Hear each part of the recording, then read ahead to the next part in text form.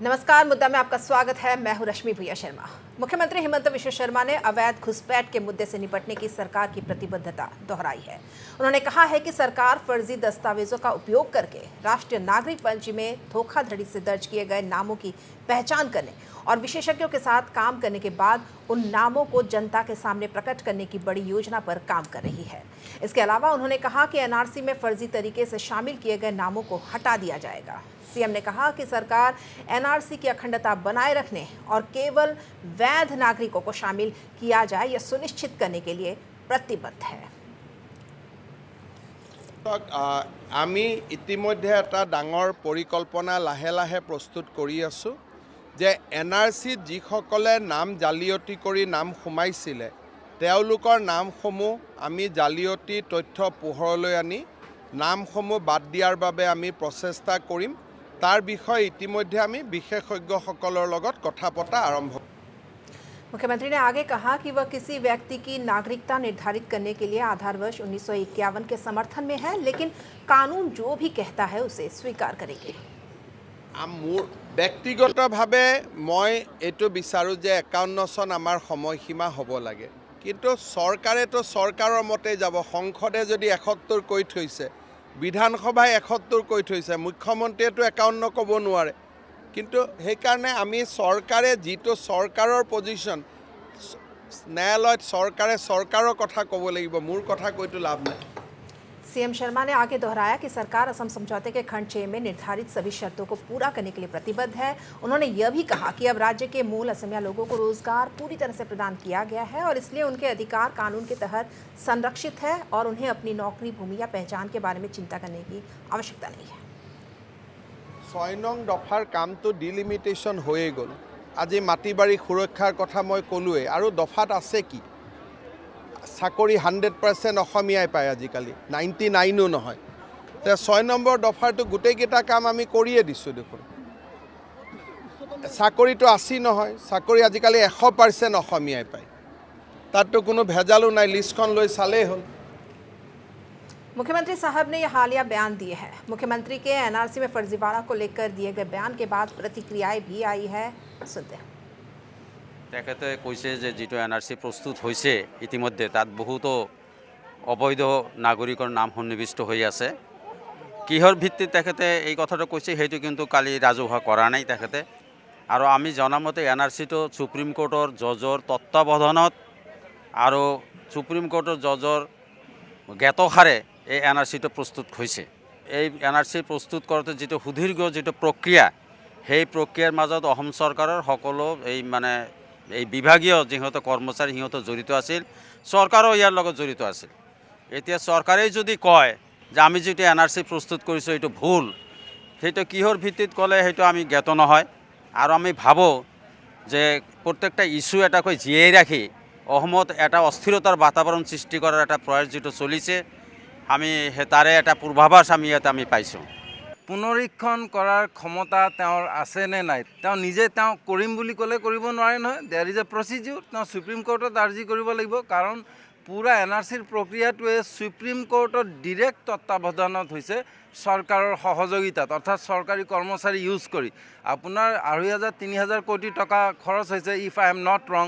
সেইটোত মই CM ছাৰৰ লগত এগ্ৰী নহওঁ, কাৰণ ইতিমধ্যে বহুত ছিষ্টেমৰ মাধ্যমেদি এইটো কাম হৈ আছে। গতিকে এতিয়া যদি এনেকুৱা কয় তেনেহ'লে এইটো কথাটো আৰু বেলেগ হৈ যায়। গতিকে মই CM ছাৰৰ লগত এগ্ৰী নহওঁ, এইটো মতত মই এগ্ৰী নহওঁ আৰু। तो मुख्यमंत्री द्वारा की गई घोषणा पर सवाल उठाए जा रहे हैं। क्या विपक्ष इन बयानों का स्वागत करता है? क्या होगा उन लोगों का भविष्य जो एनआरसी की लिस्ट से फर्जी दस्तावेज दिए जाने के कारण बाहर किए जाएंगे या जिनके नाम डिलीट किए जाएंगे?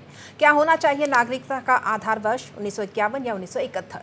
इन विषयों पर बात करने के लिए मेरे साथ जुड़ रहे हैं भाजपा प्रवक्ता उपेंद्र राजनाथ, कांग्रेस प्रवक्ता रमन झा, AIVDF प्रवक्ता चंपक कलिता और वरिष्ठ पत्रकार रविशंकर रवि भी मेरे साथ जुड़े हुए हैं। मैं बहुत बहुत स्वागत करूंगी अपने पूरे पैनलिस्ट का और सबसे पहले रुक करूंगी उपेंद्र राजनाथ आपका।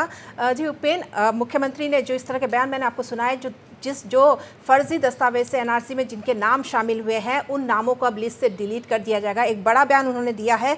विशेषज्ञों के साथ मिलकर ये काम किया जाएगा, लेकिन कैसी होगी ये प्रक्रिया, क्योंकि सवाल कई उठ रहे हैं, विरोध हो रहा है।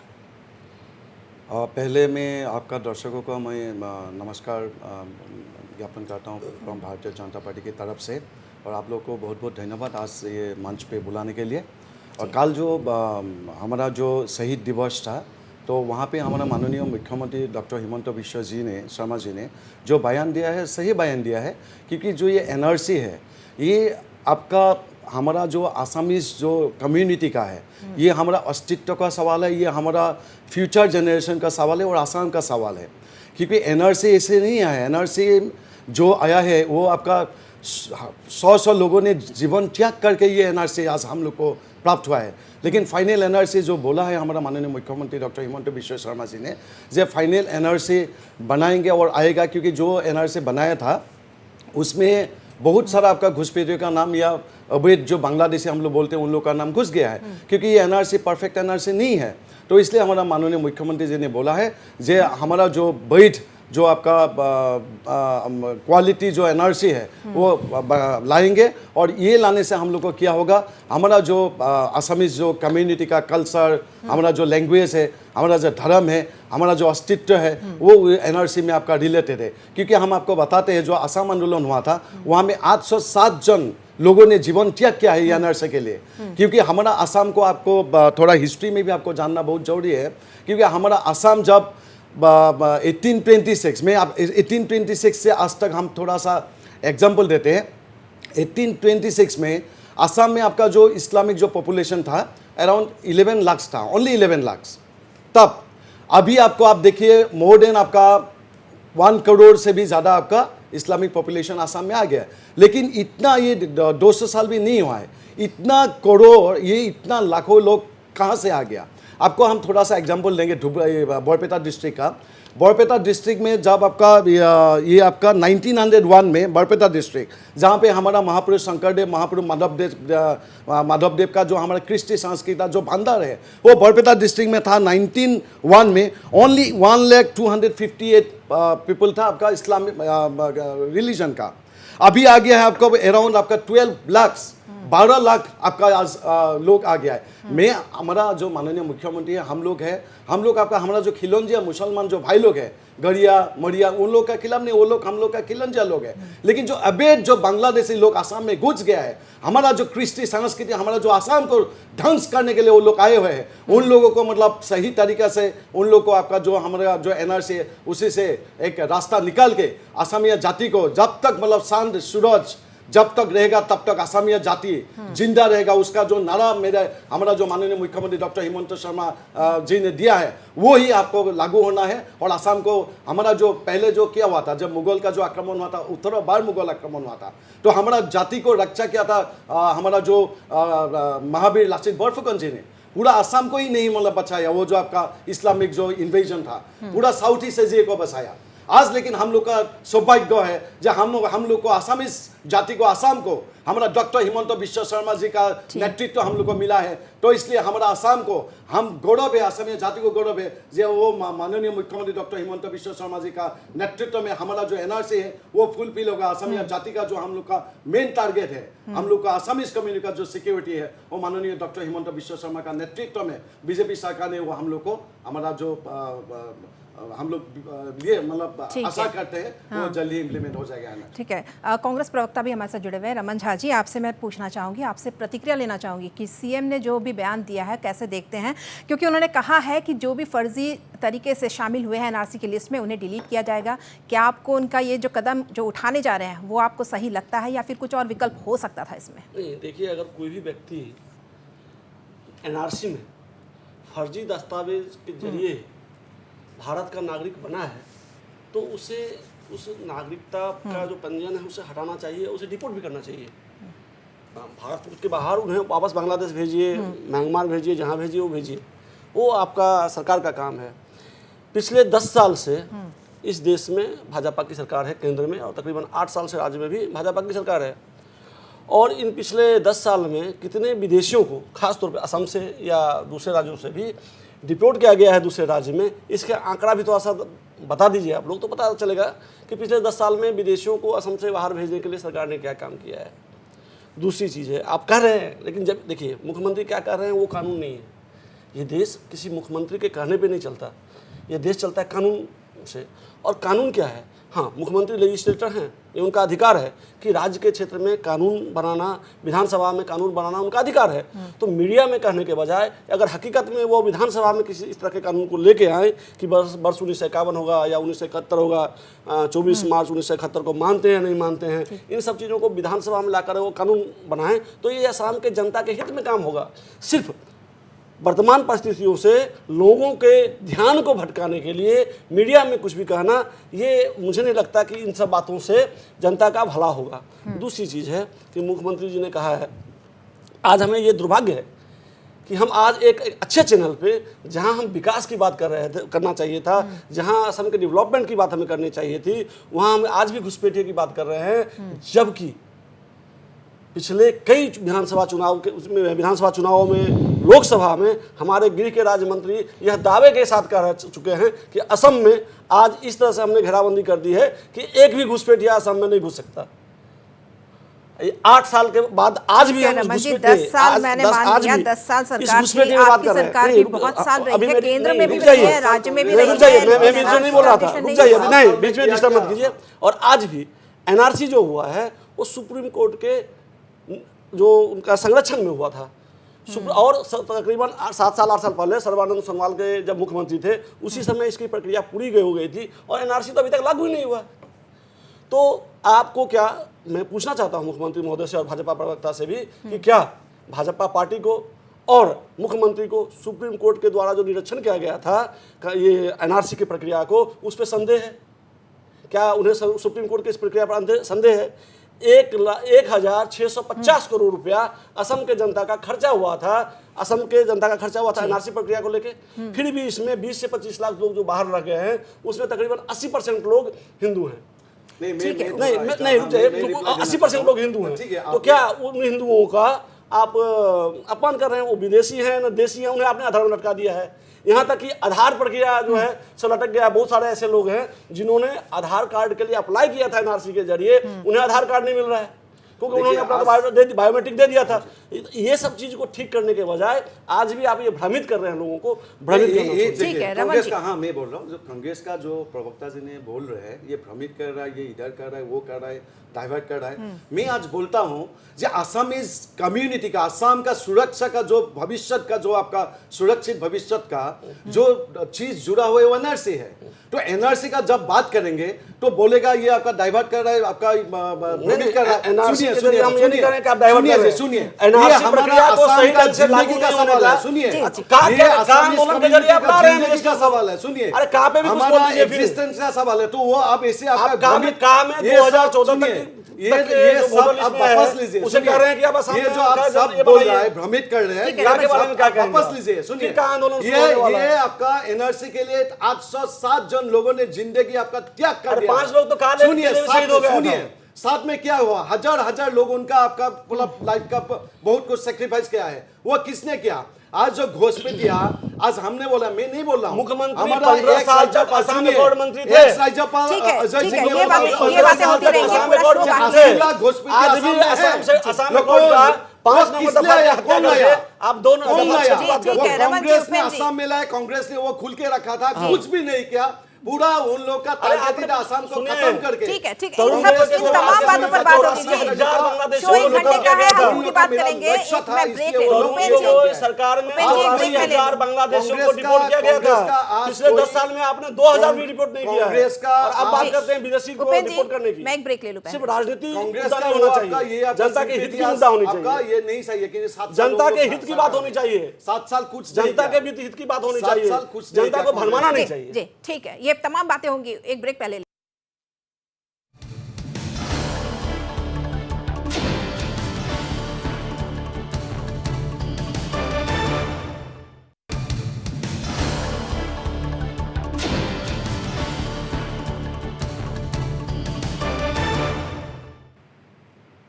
तो आज हम चर्चा कर रहे हैं मुख्यमंत्री के उस बयान को लेकर जिसमें उन्होंने कहा है, साफ तौर पर कहा है कि एनआरसी के लिस्ट में जिन लोगों ने फर्जी दस्तावेजों का इस्तेमाल किया और अपना नाम शामिल किया, उनके खिलाफ कार्रवाई होगी, ऐसे नाम डिलीट किए जाएंगे और इसके लिए विशेषज्ञों के साथ बातचीत भी चल रही है, ये प्रक्रिया की जाएगी। लेकिन तमाम विरोध भी इसको लेकर हो रहे हैं। मैं रुक करती हूँ एआईडीएफ प्रवक्ता चंपक कलिता का। जी चंपक जी, आप किस तरह से इस बयान को देखते हैं, क्योंकि उन्होंने कहा है कि जो फर्जीवाड़ा कर जो नाम शामिल किए गए उन्हें डिलीट किया जाएगा, आप किस तरह से देखते हैं और क्या आप इस कदम का स्वागत करते हैं? देखिए, असम के वजीरेवाला यही तकरीर अगर कोई चुनावी महफिल में, चुनावी मजलिस में करते तो मुझे इतना कुछ बोलने का नहीं था इसमें, लेकिन एक दूसरी कार्यक्रम में उन्होंने जो तकरीर किया है जय वजीरेवाला, तो ये बहुत गैर जिम्मेदाराना तकरीर था उनका। आप लोगों का जो मुझे अभी सुनाई दिया और कुछ चीज़ आप लोगों ने उनका तकरीर से काट दिया। उन्होंने असमिया कौम की हिफाजत के ताल्लुक से और एक लफ्ज़ बोला कि कोई भी कायदा आखिरी नहीं है, लेकिन जहाँ तक हमें जानकारी है उन्हें शहरियत तरमीमी कानून का समर्थन करते हैं। आसाम समझौते को बोलते हैं ये गीता नहीं है, ये बाइबल नहीं है। अभी जो एनआरसी के बारे में बोल रहे हैं इसमें उनका कोई अख्तियारी नहीं है बोलने की। ऐसा 10 वजीरेवाला भी एक आदमी का नाम ना डाल सकता है एनआरसी से, ना काट सकता है। आसाम के 55,000 कर्मचारियों को उन्होंने एतमाद में नहीं लिया, सुप्रीम कोर्ट को उन्होंने विश्वास में नहीं लिया, पार्लियामेंट को विश्वास में नहीं लिया, आसाम समझौते को उन्होंने विश्वास में नहीं लिया। तो ये मुझे लगता है आसाम के वजीरेवाला सारा हिंदुस्तानी रियासत को चैलेंज कर रहे हैं।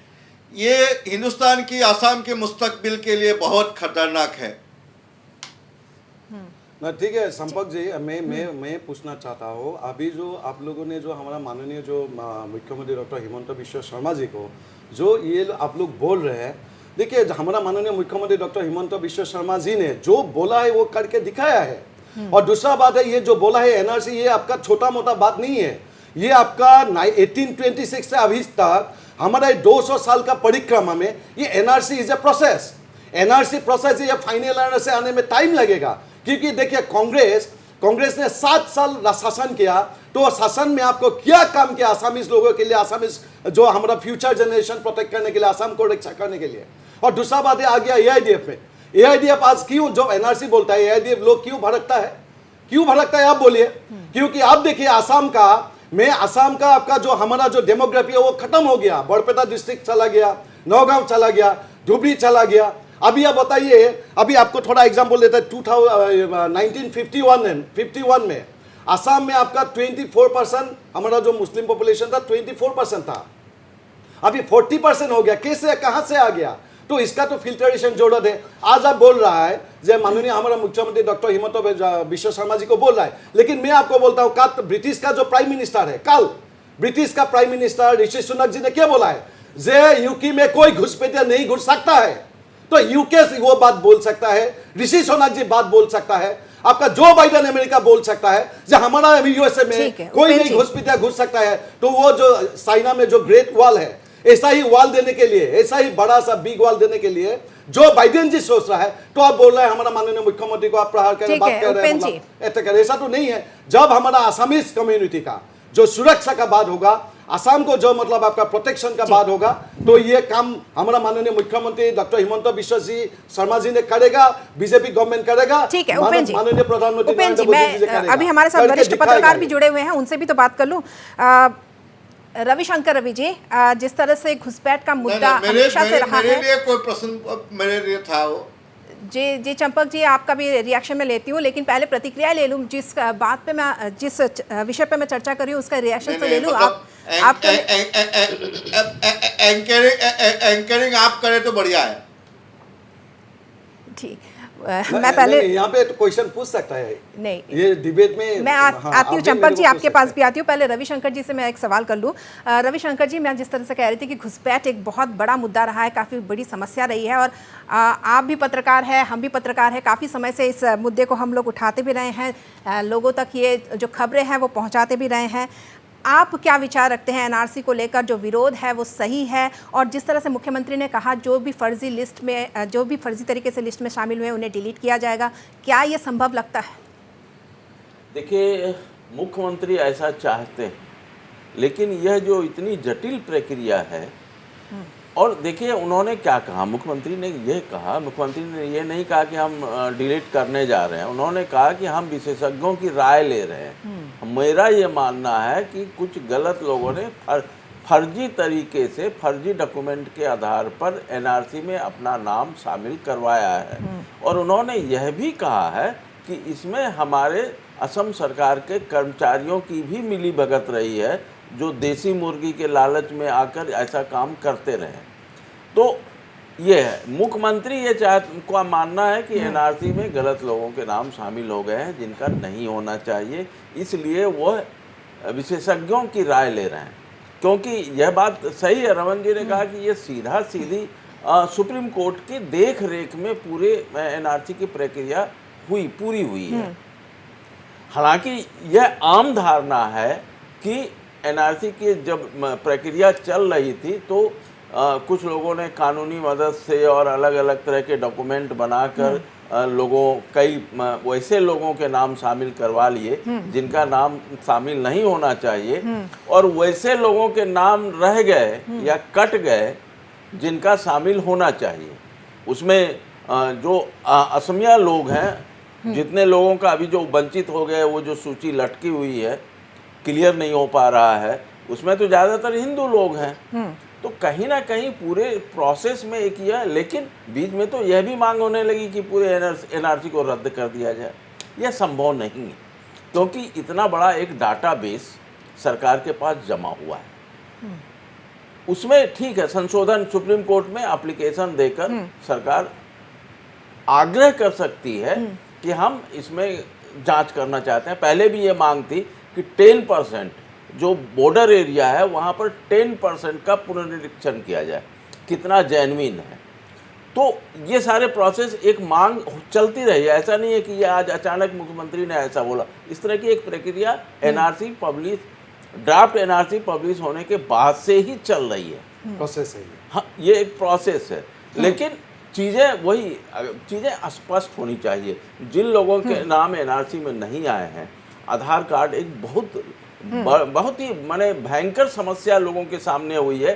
कई चीज़ों का वो उनको हर चीज़, हालांकि एक अभी जानकारी मुझे मिली, मैं दर्शकों से साझा करना चाहूँगा कि भारत सरकार ने असम के गृह मुख्य सचिव को एक पत्र भी भेजा है कि जहां उन लोगों के जिनके आधार कार्ड रुके हुए हैं, उनसे आधार कार्ड के लिए किसी भी योजना या सुविधा के लिए उन पर दबाव ना डाला जाए, बिना आधार कार्ड के भी उनकी प्रक्रिया को पूरी की जाए।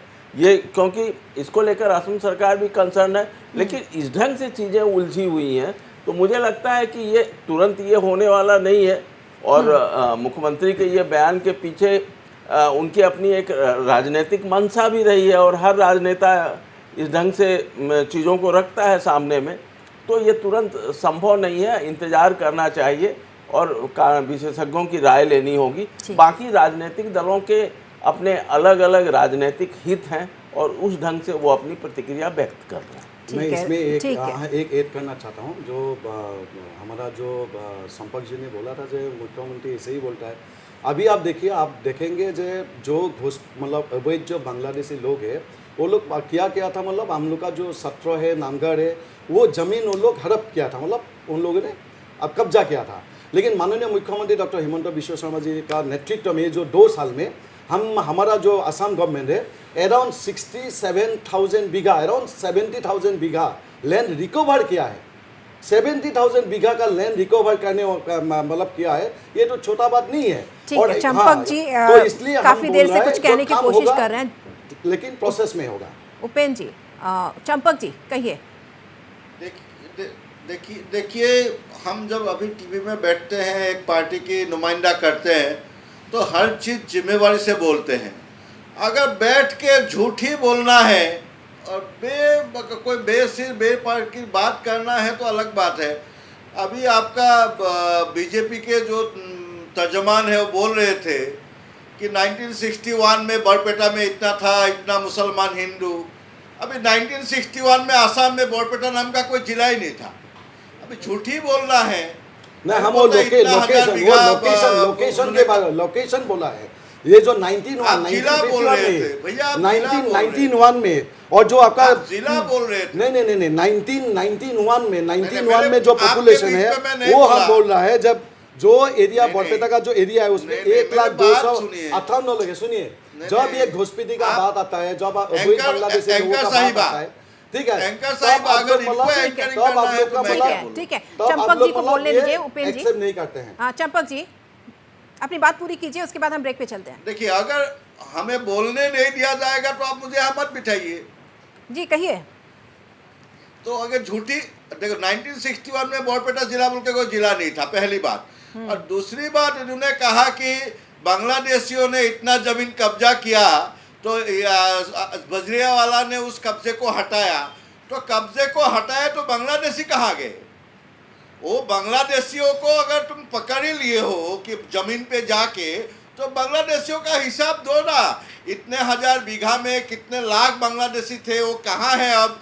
डिटेंशन कैंप में है, बांग्लादेश में भेजा है, म्यांमार में भेजा है, उसका कुछ आपका हिसाब किताब देना पड़ेगा। देखिए, ये है चुनाव अभी सामने है और ये लोगों को भटका के कुछ तो ये लोग कर नहीं पाए और अनंत काल तक लोगों का भटका के अदानी अंबानी को देश बेच के असमिया कौम को कमजोर करके रामदेव को बांग्लादेशी हिंदुओं को आसाम में वेलकम करके आसामीज लोगों को टोपी पहनाने का काम कर रहा है ये हिमंत बिश्व शर्मा।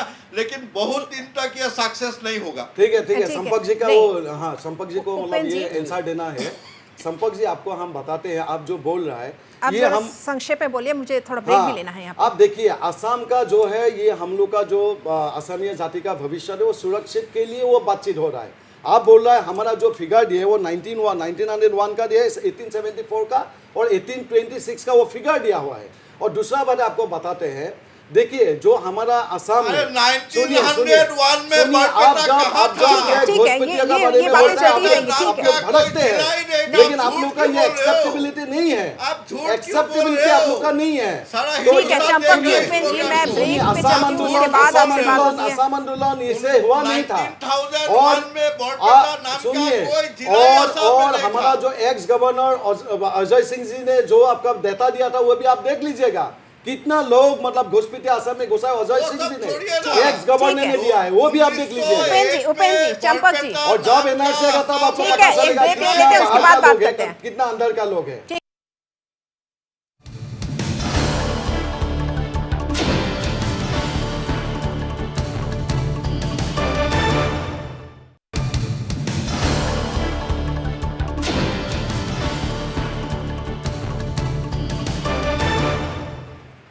मुख्यमंत्री के बयान को लेकर चर्चा हो रही है। जो उन्होंने बयान दिया है, फर्जीवाड़ा जिन्होंने भी किया है एनआरसी लिस्ट में, उनको वहां से हटाया जाएगा उस लिस्ट से, लेकिन इसके लिए विशेषज्ञों की राय ली जाएगी और उसके बाद ही कोई कदम उठाया जाएगा। रमन झा जी, 2005 में जब मनमोहन सिंह की सरकार चल रही थी, उन्होंने एनआरसी अपडेट करने की घोषणा की थी।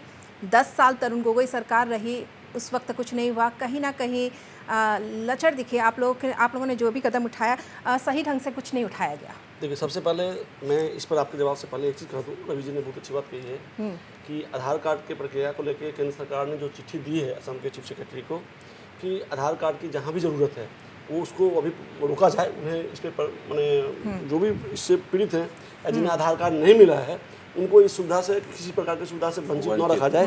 साथ में ये भी करना चाहूँगा, आग्रह करना चाहूँगा सरकार से कि देखिए, कॉर्पोरेट सेक्टर और प्राइवेट सेक्टर में भी बहुत सारे ऐसे एम्प्लॉय हैं जिनको कॉर्पोरेट सेक्टर के में अगर आधार कार्ड अपडेट नहीं करने से सैलरी रोक दी जाने की धमकी दी जाती है। तो सरकार उसमें कॉर्पोरेट सेक्टर और प्राइवेट सेक्टर के जो ऑनर्स हैं या जो कंपनियां हैं उन्हें भी कहे कि इस तरह के जो एनआरसी के कारण जो बाधाएं आई है उससे उन्हें अभी तक बाहर रखें।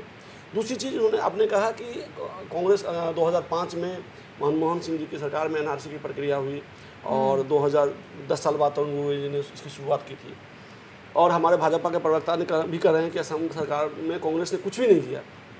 तो मैंने कहा दूर शायद के ज्ञान के लिए कि जब असम आंदोलन हुआ था तो असम अकॉर्ड पे साइन करने वाला उस समय के प्रधानमंत्री राजीव गांधी थे और राजीव गांधी ने असम अकॉर्ड को साइन किया था। बिल्कुल, ये इस और बात से कोई दो राय नहीं है। दो राय नहीं। उसके बाद उस समय हितेश्वर शेखर जी की सरकार थी, एक रनिंग सरकार को, चलती हुई सरकार को उस समय डिसॉल्व कर दिया गया था, भंग किया गया था और असम में चुनाव लड़ाया गया था। और उस समय 1985 में जब चुनाव हुआ था तो आसू असम गण परिषद के युवा और जो आंदोलन में शामिल जो लोग थे उनकी सरकार बनी थी। और उसके बाद असम गण परिषद की सरकार 5 साल उस समय रही। फिर उसके बाद आपका 96 से लेकर 2001 तक फिर असम गण परिषद की सरकार आई। और इस 2 टर्म में जो असम आंदोलन करके जिन लोगों ने असम एक चलते हुए सरकार को भंग करने तक की मांग की थी और ऐसा कांग्रेस ने किया था। कांग्रेस ने अपने सरकार को भंग करके असम के लोगों के हित के लिए ऐसा काम किया था। फिर भी चुनी हुई सरकार आंसू के परिप्रेक्ष्य से जो सरकार आई थी असम गण परिषद की, उन्होंने क्या किया असम की जनता के लिए? कितने बांग्लादेशियों को बाहर डिपोर्ट किया उन्होंने, यह आज कोई भी नहीं कहना चाहता है। आज भाजपा के सरकार में असम गण परिषद तकरीबन 8 साल तक पार्टनर है और 2 आंसू के पूर्व अध्यक्ष कैबिनेट मंत्री हैं। 15 साल तक असम अकॉर्ड के मंत्री वर्तमान के मुख्यमंत्री रहे। नहीं भाई, रुक जाइए, अब मत बोलिए। 15 साल तक रहे और उसके बावजूद भी अगर असम में यह समस्या है तो मैं कहूँगा ये व्यक्ति विशेष जो आज बोल रहे हैं व्यक्तियों की इच्छा शक्ति की कमी से है। अगर हेमंत बिस्वा शर्मा चाहते तो 15 साल तक जब वो असम अकॉर्ड के मंत्री थे तो बहुत कुछ कर सकते थे। आज रमन जी, प्रफुल्ल महंत जी जब दूसरी बार मुख्यमंत्री थे तो केंद्र में भारतीय जनता पार्टी की सरकार थी, अटल जी प्रधानमंत्री थे और आडवाणी जी गृह मंत्री थे। ठीक है, करना चाहते कर सकते थे लेकिन नहीं। हाँ, लेकिन भाजपा कह लीजिए असम अकॉर्ड के जो पीछे से पर्दे के पीछे से बाहर आया असम गण परिषद, उनकी सरकार को कह लीजिए। आज असम सरकार में बैठे बैठे पूर्व 2 आंसू के अध्यक्ष पूर्व अध्यक्ष बैठे हुए हैं, उन लोगों ने आज तक क्या किया है? और आज भी हम यह डंका हल्ला कर रहे हैं चैनल में बैठ के और चर्चा कर रहे हैं कि विदेशी को भगाया जा रहा है, हमने विदेशी पकड़ा है, हमने विदेशी को खाली जमीन खाली करवाया। आपने बोल दिया, मैं रिप्लाई सुनिए, हम एक चीज हमारा जो डिलिमिटेशन हुआ है असम की सरकार या कोई भी सरकार जवाब लेती हूं, अगर किसी भी मंदिर का, किसी भी सत्र का, किसी भी गुरुद्वारे का, चर्च का, मस्जिद का कोई भी जमीन अगर कोई अतिक्रमण करता है तो उसे सरकार खाली करवाए, हम उसका स्वागत करते हैं। लेकिन अगर आप कहते हैं कि उस जमीन पे लाखों बांग्लादेशी बैठा हुआ था तो अभी चंपक जी ने भी कहा है कि वो लाखों बांग्लादेशी कहाँ हैं? आपने वहां कहाँ छुपा दिया? ठीक है, अब लेते हैं सुनिए, ठीक है, कहाँ भेजा है? ठीक है, आप रमन जी आप संदिग्ध नागरिक बोल सकते हैं, उपयोग कर सकते हैं। हाँ, बांग्लादेशी नागरिक मत बोलिए। अगर बांग्लादेशी नागरिक है तो उसका डाटा दीजिए कहाँ गया। नहीं, वो हमारा थ्रेटनिंग बांग्लादेशी वो जो अवैध जो लोग हैं उनका ही आपके सोच से सरकार देखिए, आप भारतीय जनता पार्टी के प्रवक्ता हैं, एक अच्छे पार्टी का संदिग्ध और है ये सरकारी नागरिक, की हिंदू पार्टी के मुसलमान प्रवक्ता की बात यहाँ नहीं है, वो संदिग्ध नागरिक है।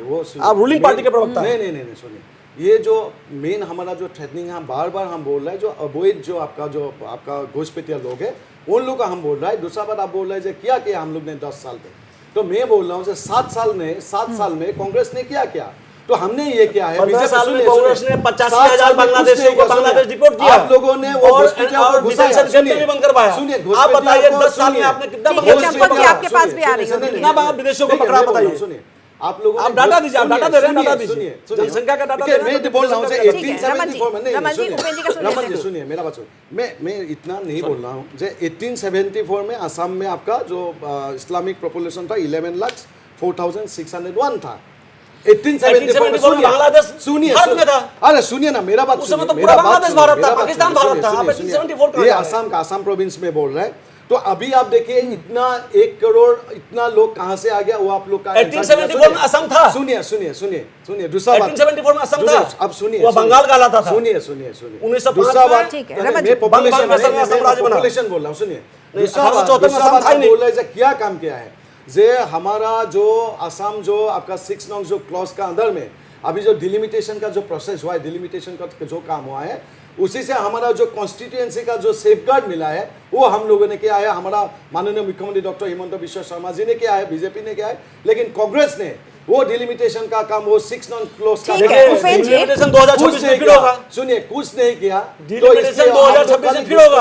आपका मतलब यहाँ पे आपके सरकार लोगों को भ्रमित करने के लिए डिलिमिटेशन कर रही है। अभी आप लोग बोल रहे हैं हम लोगों ने किया 2026 से फिर implementation होगा। हमारा हम लोग एनआरसी का अभी जो ठीक है सरकार ठीक है हमें ठीक है, आप लोगों ने अपनी प्रोसेस बात आप कह ली। चलेगा। चंपक जी वो एनआरसी का भी आपका महिला जो- विधेयक हाँ जी। को लागू करने के लिए तो होगा ही परिसीमन फिर से करना फिर है से करना पूरे देश 26 में है, 18 से 26 से फिर परिसीमन होगा। तो इसलिए ये एक प्रोसेस है, प्रोसेस में आपका टाइम लगेगा। आप लोग 7 साल कुछ नहीं किया तो 10 साल में हम लोग अरे 7 साल ठीक में है, ठीक आपने है, चलते उपेंद्र हुए जी, सरकार को तोड़ दिया। चंपक कलिता जी काफी हमने ये असम सोच के कह रहे विकास हैं। के लिए चंपक जी, ये चंपक तर्क करिए अब सोच नहीं करिए। चलेगा, ये स्टेप बाय स्टेप हमने develop अपने ये चलते तर्क अब नहीं चलेगा। Step by ये step शुरू चलेगा। के 5 साल ये तर्क ठीक थे, अब हमने अपने रनिंग कांग्रेस सरकार के को 60 क्या बलिदान दे दिया? साल, आपके 8 असम के साल, लोगों अब के ये लिए। तर्क नहीं है। वो भैया असम बोल एकॉर्ड रहा को है, असम रामन जी एकॉर्ड बोल के रहा है। लिए हमने अपने रामन चलते जी हुए बोल एक रहा है। रनिंग सरकार का अपने वर्तमान उस समय के नहीं सरकार वो का हमारा बलिदान दे दिया। मुख्यमंत्री जी ने बोल ही दिया है तो वो और आप लोग वो उसी समय असम एकॉर्ड पे सुनिए, हस्ताक्षर जब करने NRC वाले का लोग बात कैबिनेट में आता बैठे है- हुए हैं। नहीं जब एनआरसी का बात आता भाई है तो आप साहब लोग भड़क जाते असम हैं। एकॉर्ड पे साइन कांग्रेस करने वाले, भड़क जाता है। सिग्नेचर करने वाले ठीक लोग है आपके उपेंद्र कैबिनेट जी, में बैठे हुए हैं दो। रमन जी, चंपक कलिता जी क्या कह रहे हैं वो भी तो सुने जी। चंपक जी, देखिए जब एनआरसी मुकम्मल हो गया था तब रजिस्ट्रार जनरल ऑफ इंडिया ने इसको एंडोर्स किया। आलमी सतह पर जब ये मुद्दा उठी तो मोदी गवर्नमेंट का वजीर खारजा उन्होंने बताया कि अदालत उजमा की देख रेख में साइंटिफिक तरीका से ये एनआरसी मुकम्मल हुई है, इसमें कोई भी शक शुबा नहीं है। और जहां तक 1874 की बात निकल के आ रही है, 1904 से 1910 तक असम का राजधानी ढाका था और अभी अपना सियासत चमकाने के लिए हिमंत बिश्व शर्मा आरएसएस और बीजेपी में अपना सियासत चमकाने के लिए सियासत के द्वारा हिंदुस्तानी रियासत का ऊपर ये बहुत बड़ा हमला है। इसके लिए हर दानिशमंद लोग फिक्र में हैं।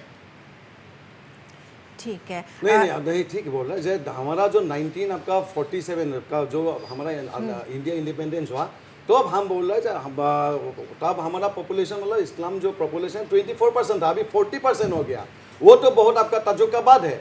दूसरा बात है जब ये एनआरसी का बाद आता है, जब ये विदेशी का बाद आता है तो सब लोग क्यों भड़कता है हमको मालूम नहीं है। लेकिन इसके लिए तो आसाम में इतना आपका हेजिटेशन हुआ है। नहीं एनआरसी के लिए भड़क क्यों है?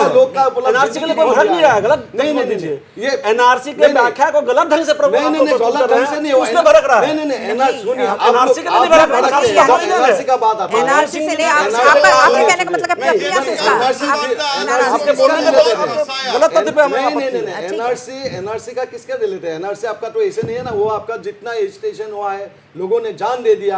हमारा जो असम आंदोलन हुआ था, अरे उसी ये समय सब पे मिलके क्या आया? ठीक है, मैं रवि जी का रुक रहा हूं। जी लेकिन रवि जी, कांग्रेस ने पूरा उपेंद्र जी। आपका असम बीजेपी को का पूरा नुमाइंदा ने इतना शुरुआत से ही कांग्रेस ने असम को पूरा खत्म कर दिया। आप हमारा जो बात कर रहे हैं, संस्कृति ठीक है, एक कर बोलिए तो समझ हमारा में जो आए। है वो सब कांग्रेस को आपका खत्म करके आगे और होती है। हो रहा है। ठीक है, जब एनआरसी का बात है ठीक है उपेंद्र जी, विकट ठीक परिस्थिति है। से निकालने वाला रमन जी। कांग्रेस सरकार है।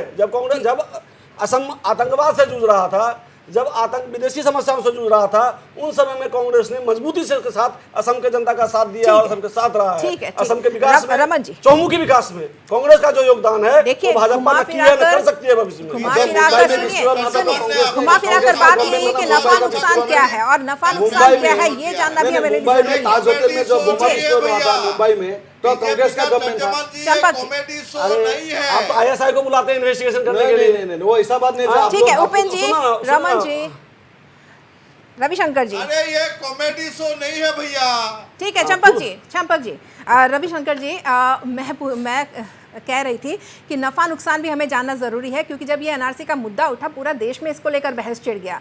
लेकिन असम के केस में आप क्या नफ़ा नुकसान देखते हैं, क्योंकि और जो भी अब तक किया गया, जो भी कवायद की गई, उसके क्या परिणाम आपको लगते हैं और क्या भविष्य में किस तरह के परिणाम आएंगे, कोई अनुमान? देखिए ये एक लंबी और जटिल प्रक्रिया है। परिणाम क्या होंगे ये कहना बहुत ही मुश्किल है, लेकिन एनआरसी जो असम में शुरू की गई थी वह जरूरी था। देश के नागरिकों की सूची को अपडेट करना बहुत ही ज़रूरी था और इसलिए सभी ने भाजपा ने इम्प्लीमेंट किया। इसके पहले कांग्रेस ने इसको सहमति की और तरुण गोगोई की सरकार के समय भी बरपेटा में ये योजना शुरू की गई थी प्रोसेस, लेकिन हिंसा की वजह से इसको फिर टाल गया। फिर विधानसभा चुनाव आ गए तो वो सारी, क्योंकि कहीं ना कहीं राजनीतिक दल को अपने मतदाताओं के मूड को भी देखना और समझना होता है, तो एक चली। लेकिन पूरे एनआरसी के दौरान सिर्फ बाहरी लोग नहीं, स्थानीय लोगों को भी काफ़ी परेशानियों का सामना करना पड़ा डॉक्यूमेंट्स की वजह से। जो बोनाफाइड लोग हैं, जो बोनाफाइड भारतीय हैं, उन्होंने कभी डॉक्यूमेंट जमा करने के बारे में सोचा ही नहीं। कई लोगों के नाम आपको वोटर लिस्ट में नहीं है तो नहीं है, उनको कोई चिंता नहीं है। राशन कार्ड नहीं है तो नहीं है, कोई चिंता नहीं है। इसीलिए, या ज़मीन के डॉक्यूमेंट अपडेट नहीं है, या वो जिस ज़मीन पर 100 साल से हैं कागज़ उनके पास है ही नहीं। ये सारे खिलंजैया लोग हैं जिनके साथ ये समस्या पैदा हुई। और तो फिर किसी तरह से उस प्रोसेस को पूरा किया गया। निश्चित रूप से हम लोगों का भी ऑब्जर्वेशन है कि कई संदिग्ध लोगों के नाम गलत प्रमाण पत्र की वजह से, अब वो सरकार के ही नुमाइंदों का प्रमाण पत्र है, तो जो अधिकारी है उसको मानना पड़ा कि क्योंकि वो सरकारी अधिकारी का प्रमाण पत्र है। जी बिल्कुल। तो निश्चित रूप से मुझे लगता है कि ये प्रोसेस में कहाँ गड़बड़ी हुई है, जो एक परसेंटेज ले लिया जाए, जो जहाँ जहाँ संदेह है कि जिस इलाके में एनआरसी में गड़बड़ी हुई है, गलत नामों का प्रयोग के तौर पर कुछ एक्सपेरिमेंटल बेसिस पर, कि मान लीजिए रेंडम आप जांच कीजिए 10% पूरा, तो उससे अभी आप ये नहीं कह सकते हैं कि फर्जी डॉक्यूमेंट के आधार पर वो किया गया है। वो डॉक्यूमेंट फर्जी नहीं है, वो तथ्य जो उसमें दिए गए हैं वो फर्जी हैं, क्योंकि डॉक्यूमेंट तो सरकारी अधिकारी ने दिया है, तो वो फर्जी नहीं हो सकता। उसमें जो सूचना शामिल की गई है वह सूचना फर्जी है, वह तथ्य गलत है। वो इसलिए मुझे लगता है कि ये प्रयोग किया जाना चाहिए। आप टेस्ट कर लीजिए और उसके बाद देखिए कि कितना मिलता है। वैसे लोगों को आप परसेंटेज 1000 लोग हैं तो उसमें 100 लोगों की पहचान करके आप उसको टेस्ट कीजिए, और अगर आपको लगे कि इस प्रक्रिया में बहुत बड़ी गड़बड़ी हुई है तो निश्चित रूप से सुप्रीम कोर्ट के पास जाइए, याचिका दीजिए, और अगर वो प्रोसेस की फिर से अनुमति मिलती है तो भारत सरकार और असम सरकार को आगे बढ़ना चाहिए। ठीक है रवि जी, एक ब्रेक ले लेते हैं, उसके बाद फिर से चर्चा हम चलाते हैं।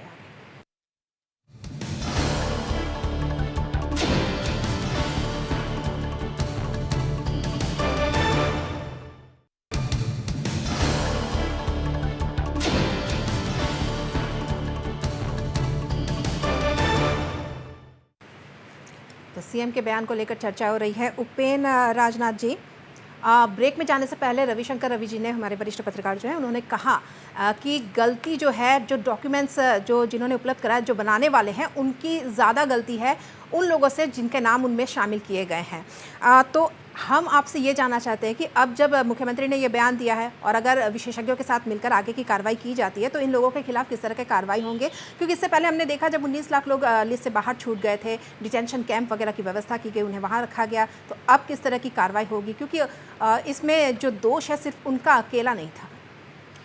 नहीं, पहले बात है ये बहुत बड़ा प्रोजेक्ट था आपका एनआरसी का। ये तो आपका प्रोसेस और प्रोजेक्ट में भी आपका बहुत बड़ा था, इसलिए कुछ आपका जो डॉक्यूमेंट्स जो संदेश युक्त लोग ने जो आपका डॉक्यूमेंट्स दिया था, फर्जी डॉक्यूमेंट्स का, हमारा सीएम सर ने बोला है जब फर्जी डॉक्यूमेंट्स देके मतलब वो लोग सिटीजनशिप किया, वो आपका एनआरसी में नाम घुसाया, तो वो आपका बहुत लोगों ने किया। तो हम लोग का आसाम में क्या है, जो हम लोग का एक प्योर एनआरसी चाहिए, वो प्योर एनआरसी लाने के लिए ये जितना आपका संदेश युक्त लोग का नाम वहाँ पे घुसेंगे तो ये एनआरसी तो फाइनल एनआरसी होगा नहीं। दूसरा बात है, कल सीएम साहब ने बोला है कि अभी आप देखिए सुप्रीम कोर्ट में भी आपका ये 1951 होगा, 1971 होगा, उसका भी बातचीत चल रहा है सुप्रीम कोर्ट में, वो आपका प्रोसेस में है। तो अभी मतलब ये इमीडिएटली आपका वो भी आपका प्रोसेस में, तो एनआरसी करने में है। और एक बात बोला है हमारा सीएम साहब ने, मतलब जो स्पेशल एक टीम बनाएगा, वो जो आपका विशेष जो लोगों का राय लेके ये एनआरसी बनाएंगे, क्योंकि ये एनआरसी तो आपका प्रोसेस में आपका टाइम लगेगा। और दूसरा बात है, वो आपका एडवाइस लेके शुद्ध जो एनआरसी है वो आपका बनाने के लिए आपका संपूर्ण मतलब तरह से आपका ये तैयार है कि ये एनआरसी प्रस्तुत करेंगे, वो हमारा मुख्यमंत्री जी ने कल बोला है। तो इसलिए हम लोग आशा करते हैं माननीय मुख्यमंत्री का जो बात मतलब बयान दिया है, तो हम लोग डेफिनेटली है शुद्ध प्योर एनआरसी हम लोग को ठीक मिले। है। लेकिन ठीक एक है। चीज समझ में नहीं हाँ आती है, जबकि सुप्रीम कोर्ट में 1951 को आधार वर्ष बनाने की बहस चल रही है, तो अभी एनआरसी पर आप कुछ भी कर लीजिए, कोई फायदा है नहीं। क्योंकि अगर मान लीजिए सुप्रीम कोर्ट ने कह दिया कि आधार वर्ष 1951 होना चाहिए, तो नए सिरे से एनआरसी नया तैयार सिरे से, होगा। हाँ, और अगर कह दिया कि नहीं 71 ही होगा, तो फिर तब उसके बाद की वो प्रोसेस है कि आप उसको कैसे शुद्ध करते हैं। जी ठीक है। रमन जी, आप कैसे इत्तेफाक रखते हैं इस बात से? देखिए, यह बात सही है कि अगर किसी भी लोगों ने जिन कर्मचारियों ने गलत दस्तावेज बनाए हैं लोगों के, क्योंकि दस्तावेज पर एक बार सरकारी सील मोहर लग जाने के बाद वो सरकारी दस्तावेज होता है, और एनआरसी कर्मचारियों ने जिन्हें वो दस्तावेज दिया गया होगा वो उसको सरकारी डॉक्यूमेंट्स मान के ही उन्होंने अपलोड किया होगा, तो उनके एनआरसी कर्मचारियों की गलती नहीं है। गलती तो उन कर्मचारियों की है, जैसे मुख्यमंत्री जी कह रहे हैं कि कर्मचारी दही और मुर्गी खाकर उन्होंने ऐसा काम किया है, तो ये दही और मुर्गी खाने वाले कौन से कर्मचारी थे, उन्हें शिनाख्त करनी चाहिए और उन्हें जेल के पीछे भेजना चाहिए कि उन्होंने असम के जनता के हित के साथ खिलवाड़ किया है। और मैं ये सरकार से आग्रह करूंगा कि मुख्यमंत्री जी, आपने जो मीडिया के सामने कहा कि कर्मचारी दही और मुर्गी, आप मुख्यमंत्री हैं सर राज्य के, आपसे बड़ा कौन है इस राज्य में? आप सरकार चला रहे हैं, और अगर आपके कर्मचारी, आप जानते हैं कि आपके सरकारी कर्मचारी दही मुर्गी खाकर उन्होंने फर्जी डॉक्यूमेंट्स बनाए हैं, तो जिनके बने हैं उन्हें तो आप बाद में पकड़िए, जिन्होंने बनाया है उन्हें पकड़ना बहुत ही जरूरी है, क्योंकि वे असम के हित के लिए एक बहुत बड़ा, और भविष्य में भी असम के हित के लिए एक बहुत बड़ा दुर्भाग्य हो सकता है असम का, कि इन अधिकारियों की वजह से। ठीक है रमन जी। चंपक जी, आप क्या विचार रखते हैं इस पर? जो बातें यहाँ पे हो रही है कि जिन्होंने जो डाटा दिया है उनकी ही ज़्यादा गलती है, क्योंकि नागरिकों ने तो जो दिया था उसके आधार पर वो उन्होंने एनआरसी कर्मचारियों तक पहुँचाया, लेकिन बीच में ही कहीं। मैं जिम्मेदारी से और चुनौती दे के असम के चीफ मिनिस्टर को मैं चुनौती देता हूँ कि एनआरसी में एक भी सिंगल पीस ऑफ फर्जी डॉक्यूमेंट नहीं है। मैं चुनौती देता हूं असम के वजीर वाला हिमंत बिश्व शर्मा को, एनआरसी में एक भी कागज फर्जी नहीं है। इसीलिए आप तो सिस्टम में नहीं है संपर्क जी। सुप्रीम कोर्ट ने माना है, फॉरेन मिनिस्टर ने माना है, आरजीआई ने माना है, तो ये हो गया कि खाता ना बही, जो आरएसएस बीजेपी और हिमंत बिश्व का है वही सही। ऐसे देश नहीं चलता है। मैं चुनौती देता हूं हिमंत बिश्व शर्मा को, एनआरसी में एक भी कागज। ठीक है चंपक जी, अगर एक भी नाम फर्जी नहीं है तो ये अच्छी बात है। ठीक है, एक भी कागज फर्जी नहीं है। नहीं, मैं मतलब मेरे को ऐसा लग रहा है जो सिस्टम था एनआरसी का, वो सिस्टम में संपर्क जी खुद ही आपका वो सिस्टम में था, ऐसा लग रहा है, क्योंकि वो जो लोग सिस्टम में था उसको पता चलेगा जो एनआरसी का जो डॉक्यूमेंट है फर्जी है कि नहीं। आप ऐसे बोल रहे जो वो सिस्टम में आप था, लेकिन हमारा जो आपका रेस्पेक्टेबल आपका जो सीएम जी ने, सीएम हिमंत बिश्व शर्मा जी ने बोला है जो वो आपका फर्जी डॉक्यूमेंट था, वो सिस्टम से बोला है, वो सिस्टम का अंदर में रह के बोला है। लेकिन आप बाहर में रह के, सिस्टम का बाहर में रह के आप बोल रहा है जो आपका वो फर्जी डॉक्यूमेंट्स नहीं है, तो आपका वो कैसे पता चला? लेकिन जब एनआरसी का बात आता है तब कांग्रेस भड़कता है, एआईडीएफ भड़कता है, लेकिन क्यों भड़कता है? जो उन लोगों का वोट बैंक का मामला है। एनआरसी का जब आता है तो उन लोग अगेंस्ट जाने से एआईडीएफ का वोट बैंक का मामला है, और अगेंस्ट जाने से कांग्रेस का वोट बैंक का मामला है। लेकिन हमारा असम का असमिया जाति का और हम लोग का बीजेपी, आप ये बोलिए वो आपका नहीं, आप लोग भड़क जाते हैं, आप भड़कते हैं। सुनिए, आप लोग भड़कते हैं, लेकिन वो संपर्क जी जो बोल रहा है, नहीं, संपर्क जी बोल रहा है जो डॉक्यूमेंट्स आपका फर्जी एक भी नहीं है, आपके सिस्टम का अंदर में था क्या? आप बोलिए सिस्टम कैसे आपको पता चल गया? तो सिस्टम का अंदर में नहीं है, तो आपका ये आपका बयान गलत है। संपर्क जी, आपका बयान गलत है। देखिए, का समय समाप्त हो रहा है। आपका बयान आप गलत देके आप लोगों को डाइवर्ट करना चाहते हैं। उपेंद्र जी, लेकिन मैं एक आखिरी कमेंट सिर्फ रविशंकर जी से लेना चाहूंगी, और वो भी मुख्यमंत्री जी को चंपक नहीं, जी नहीं, का नहीं, काम नहीं, इस चाहिए। तरह के आरोप और लगते हैं। फर्जी डॉक्यूमेंट निकाल के निकाल देना चाहिए। मैं एक निष्पक्ष और से अगर ऐसा कमेंट नहीं कर पाते हैं, चाहूंगी। तो एनआरसी का काम होगा जी। और ये होके ही रहेगा। ठीक है उपन जी, ठीक है आप उपन जाके जी, ठीक है रमन चाहिए जी, इस संदेश को रवि जी, चंपक जी ने एक चुनौती लाइन दी में, है थोड़ा सा। आप नहीं बात- मामला वो सिस्टम का बात है। ठीक है उपन जी, देखिए राजनीतिक बयानबाजी अलग है और कानूनी प्रोसेस अलग है। यह देश संविधान और कानून से चलता है, अदालत की राय है। अब अदालत की क्या राय आती है उसकी प्रतीक्षा करनी चाहिए बिल्कुल। और यह काम आसान तो नहीं है। सही बिल्कुल। हाँ नहीं मैं लास्ट में बोलना चाहता हूँ, जी, जो संपक जी बस ने एक बोला लाइन। है, हाँ जी संपक जी ने बोला है जो डॉक्यूमेंट्स के लिए, तो वो फर्जी डॉक्यूमेंट्स एक भी निकल आएगा तो आपको अभी हम एक प्रश्न पूछता है, सपोज आपका वो जो नहीं, डॉक्यूमेंट्स फर्जी आ गया तो शो का- आप क्या करेंगे? जी, संपक शो जी का मेरा समय आपने जो समाप्त है। चैलेंज चंपक दिया है जी, वो डॉक्यूमेंट्स ठीक निकाल है। जाने से आप क्या चंपक करेंगे? जी, हाँ जो आपका फर्जी डॉक्यूमेंट्स निकल जाएगा आप क्या करेंगे वो बोलिए। फर्जी हो गया तो नहीं फर्जी तो आप क्या करेंगे? ठीक है ठीक है, आप क्या करेंगे चैलेंज बोलिए? यहाँ एक्सेप्ट हो गया, ठीक है आप ठीक क्या है करेंगे वो ठीक है बोलिए। ठीक तो इसलिए ये है, शो आपका- का समय मेरा समाप्त हो गया ये है। आपका डाइवर्ट करने का वो ठीक है बात आप मत कीजिए। ठीक है आप ठीक बयान है, ही कर सभी रहे थे। सभी पैनलिस्ट को बहुत बहुत बयान धन्यवाद। ही शो का संपक जी समय का मेरा कर रहे थे। समाप्त हो चुका है। तो असम की राजनीति में नागरिकता का मुद्दा कई वर्षों से चला आ रहा है और अब आवश्यकता है इस मामले को गंभीरता के साथ सुलझाने की। तो मुद्दा में आज के लिए बस इतना ही, धन्यवाद।